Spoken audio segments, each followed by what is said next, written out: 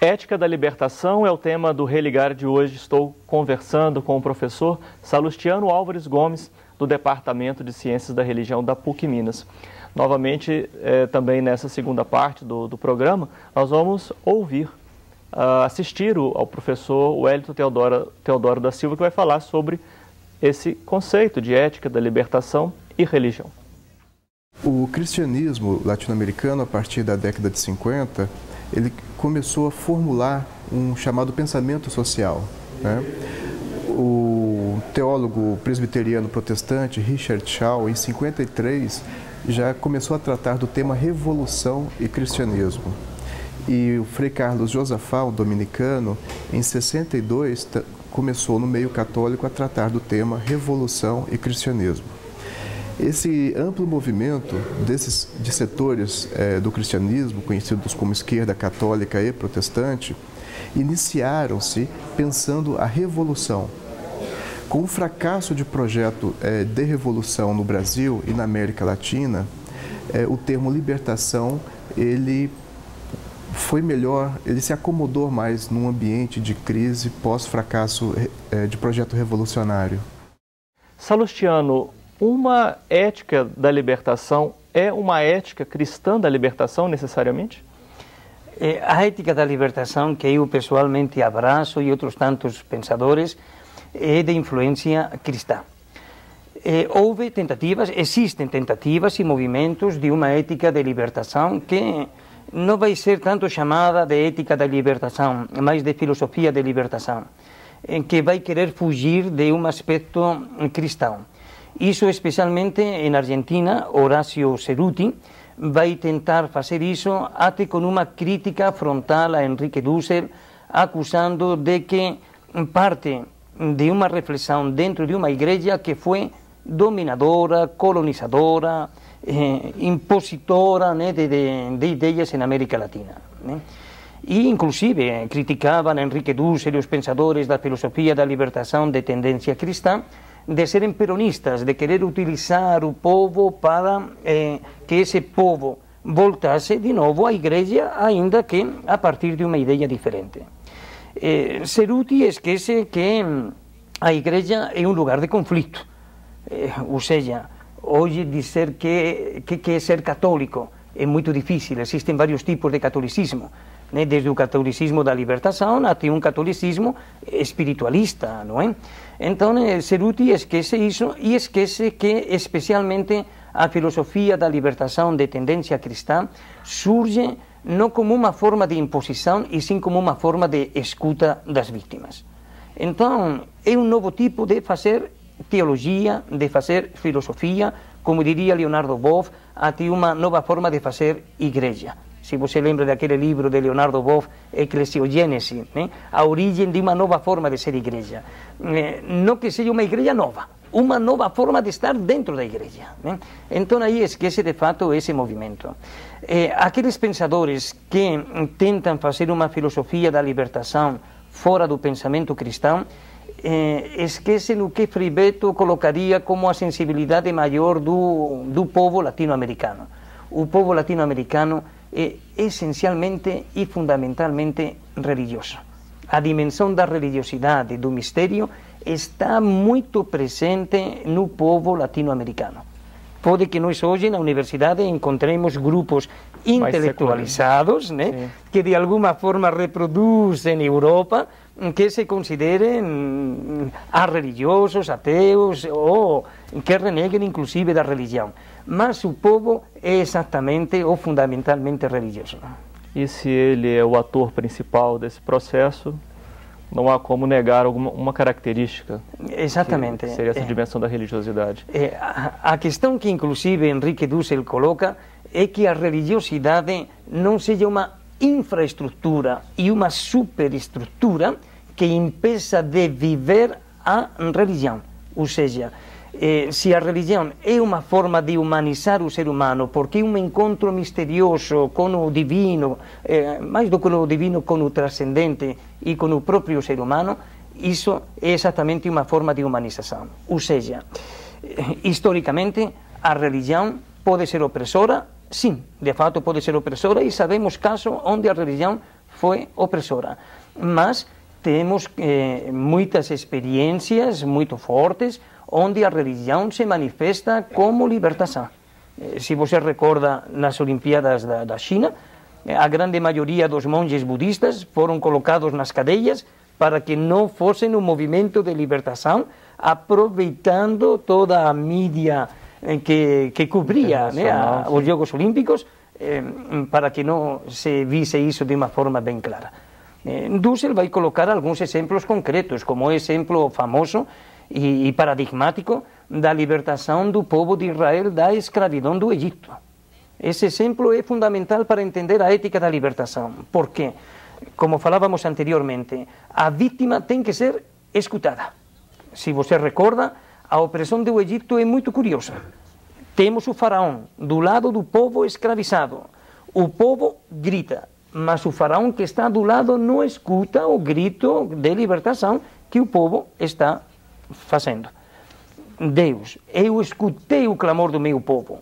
Comunica isso a Moisés, que escuta também o clamor do povo.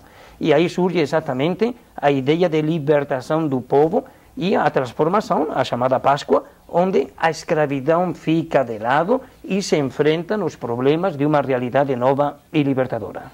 Sim.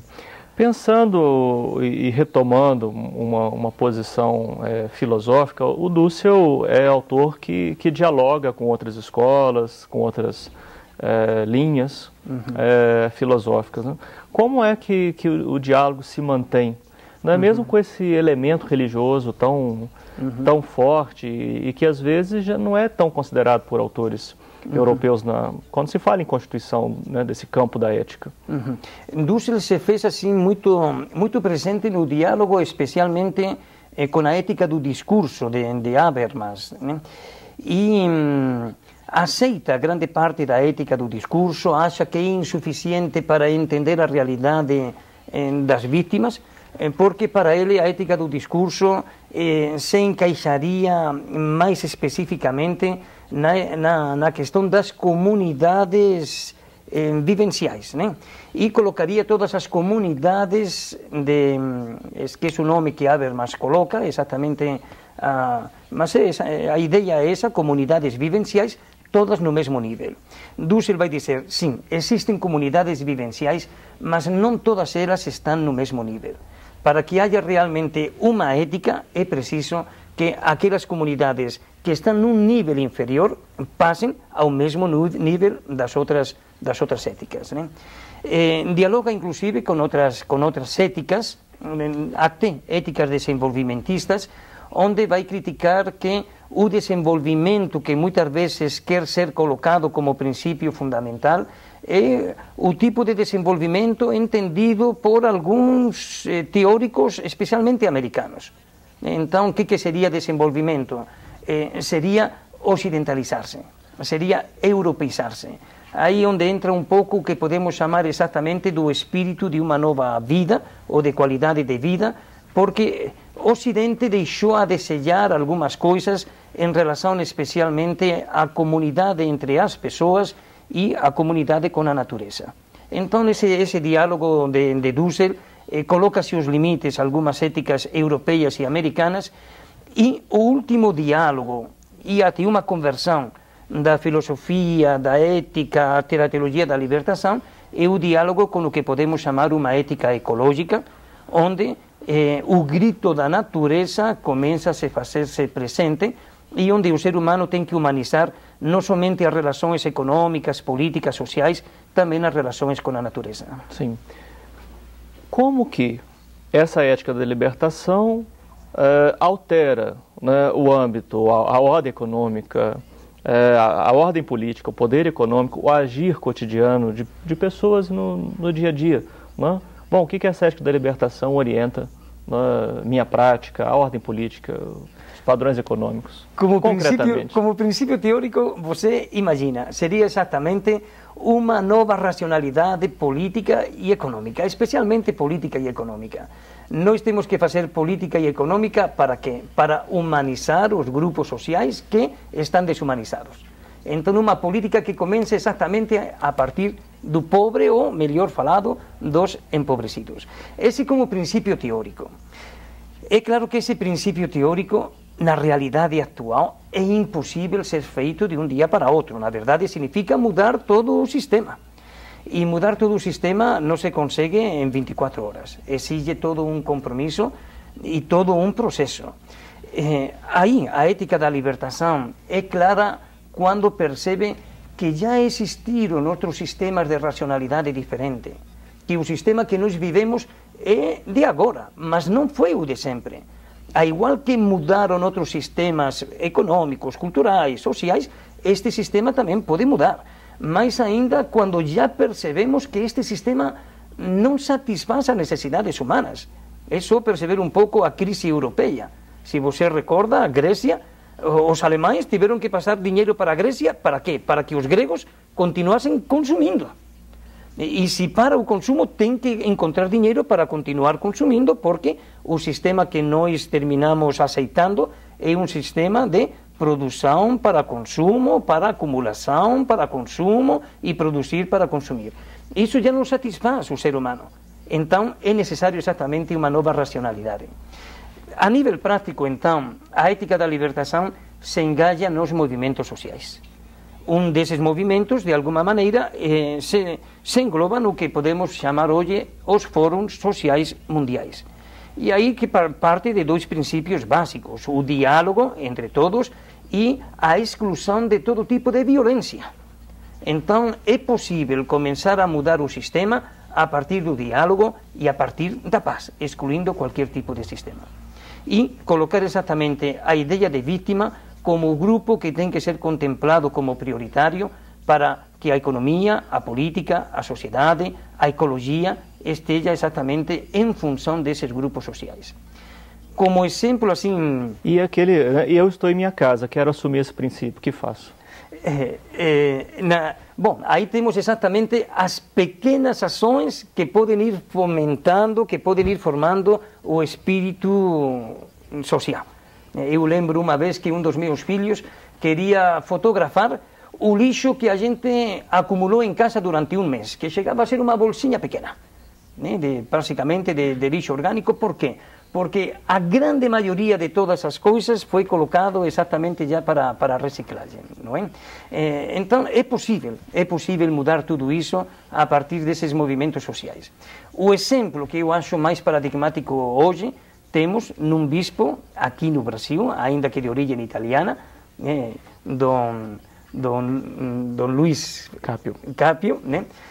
Que exatamente a defensa do Rio São Francisco significa ao mesmo tempo a defesa das comunidades ribeirinhas.